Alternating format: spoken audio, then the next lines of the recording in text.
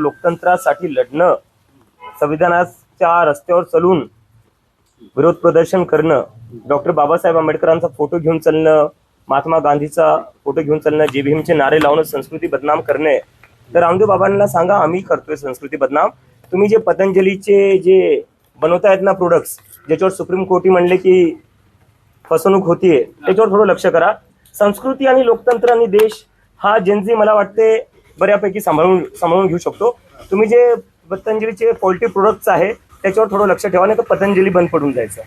दुसरा एक विषय आलेला आहे की सीजेपी आणि संयुक्त किसान मोर्चा पुढच्या काळात सरकार विरोधात आक्रमक होतील असं झालं. काल सीजेपी आणि तुमची टीम आणि संयुक्त किसान मोर्चाचे काही सदस्य एकमेकांशी राकेश टिकेत यांच्याशी भेट घेऊन या सगळ्या मुद्द्यावर चर्चा केली होती की प्रश्न कसे पुढे घेऊन जायचे.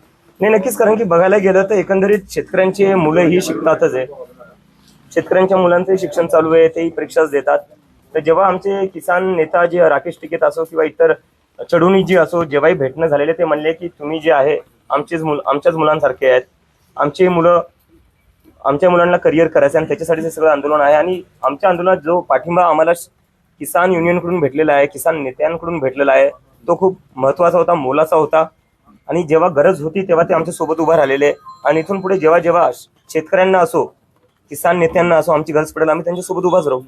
तसा प्रयत्न पुढच्या काळात एकमेकांसोबत असणार आहे का? किंवा मी सांगतो ना, जिथं शेतकऱ्यांना आमची गरज पडेल तिथे आम्ही सोबत राहू. कारण की मी जर सांगायला गेलो, मी स्वतः हिंगोलीतून येतो, माझ्या घरचे अजून शेतीच करतात. कुठं ना कुठे या देशात प्रत्येकांच्या घरी शेती असते, प्रत्येकांचे घरचे शेतातूनच आलेले आहेत.